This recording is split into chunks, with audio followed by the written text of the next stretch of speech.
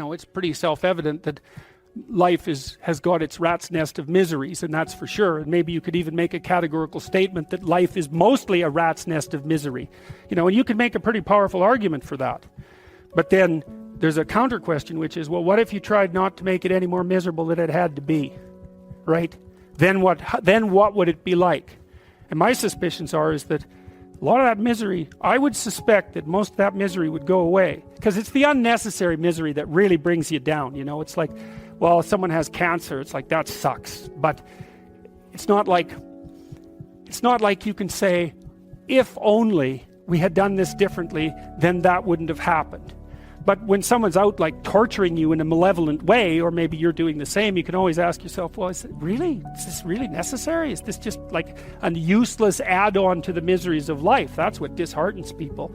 And so even in your own life, if you aren't suffering from self-imposed misery, and you're only suffering from inescapable misery, maybe you could handle that, and you could survive, you could bear it, and even maybe without becoming irredeemably corrupt. And so the goal would be, well, yeah, life is a rat's nest of miseries, and maybe it has no ultimate meaning. We could say that if we're feeling particularly pessimistic, but it still leaves one question open, which is, if you didn't do everything you could to make it worse, how good could you make it be? And the least answer is, well, it could be tragedy, but maybe not hell.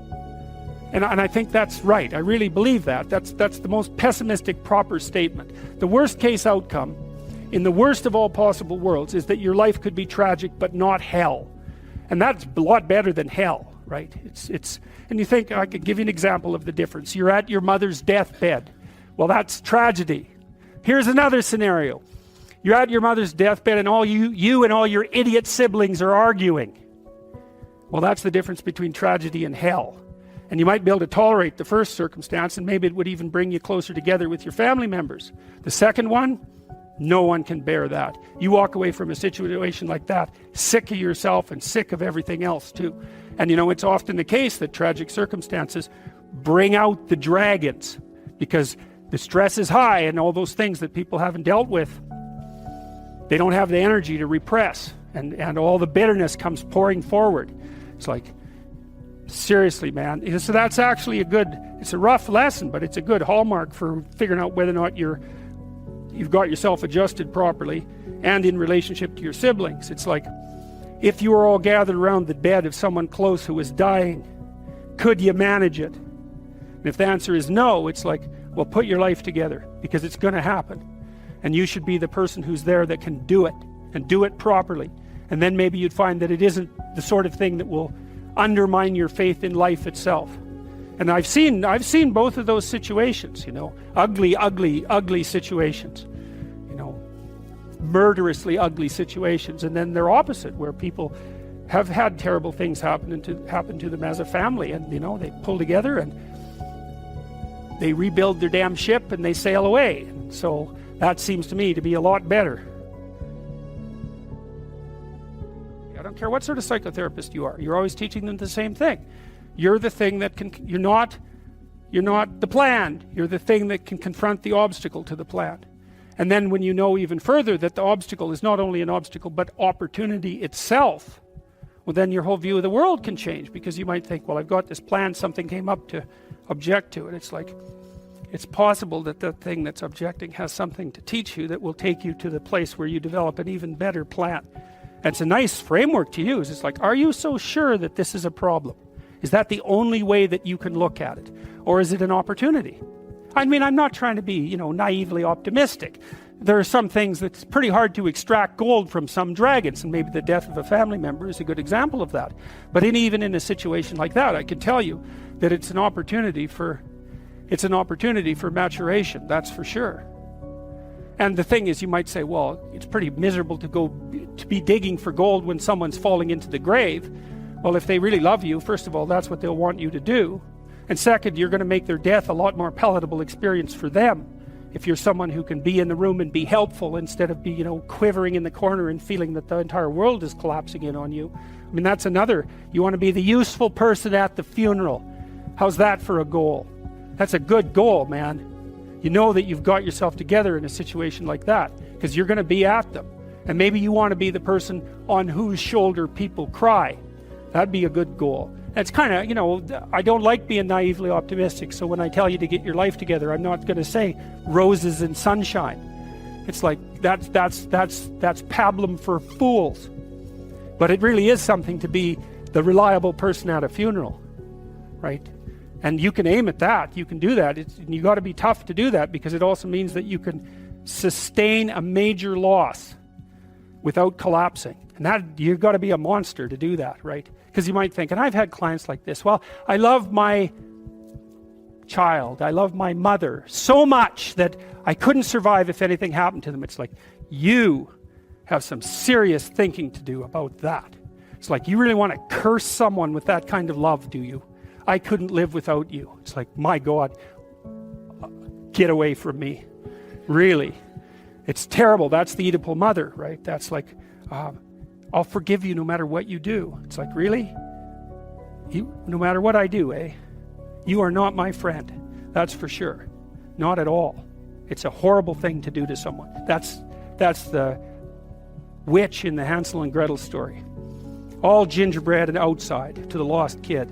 Inside, you feed them candy and make them fat and eat them. Right, that's Hansel and Gretel. That's the Oedipal mother. That's one of Freud's major discoveries. It's a major discovery. It's like the devouring force of love. You want the person to be able to stand on their own, and the price you pay for that is that you stand on your own. It's like, good to have you around. Glad you're here. But if tragedy, if and when tragedy strikes either of us, I hope that one of us is standing when it blows past. And that there's a harshness about that that's unbelievably cruel, because, you know, you say, well, if my mother died, I could live. Well, what kind of monster are you exactly? The death of your mother doesn't do you in? Well, it turns out that being a monster is the right thing.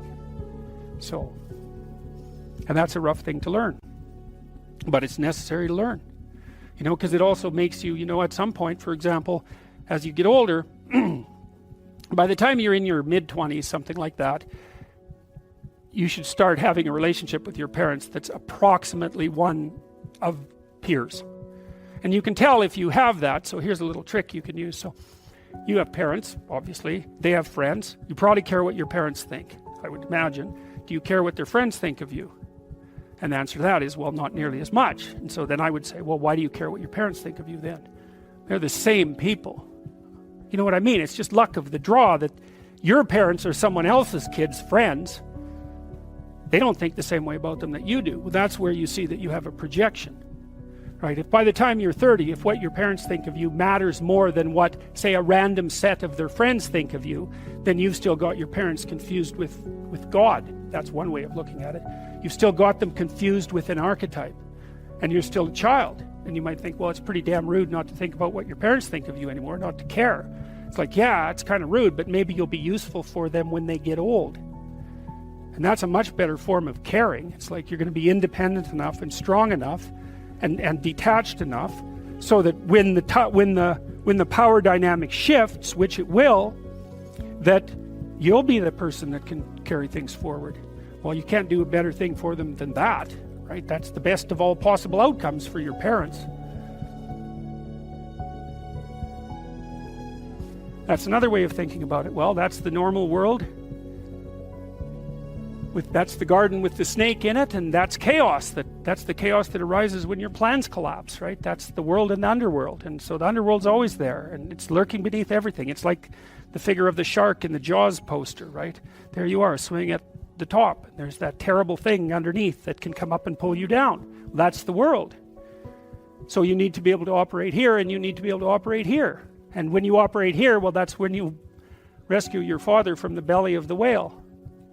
That's when you go down, you see, when you're down in chaos and you don't know what the hell's going on, you have to rediscover the values that have oriented people forever. That's what you have to discover. So, for example, when I'm dealing with people who have post-traumatic stress disorder, and they've usually encountered someone malevolent, they have to relearn the description of good and evil. Because if they don't, they have no framework. They're lost. They think, well, there's a malevolence afoot in the world. And I'm a prey animal, a naive prey animal for the malevolence of the world. It's like, well, good luck functioning under that set of assumptions, man. You just do not recover from that. You stay at home in your burrow. That's what you do. Well, you have...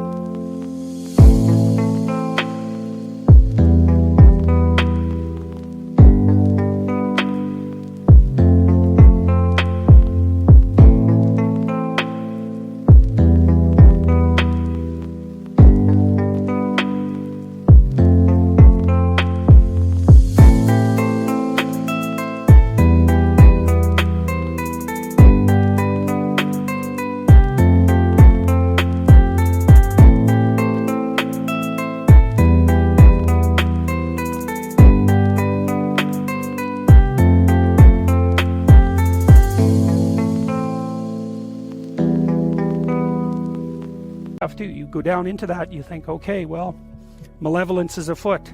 I better be the sort of person that can understand it and deal with it. And that's another reason why you have to transform yourself into a monster. That's the Jungian incorporation of the shadow. It's no bloody joke.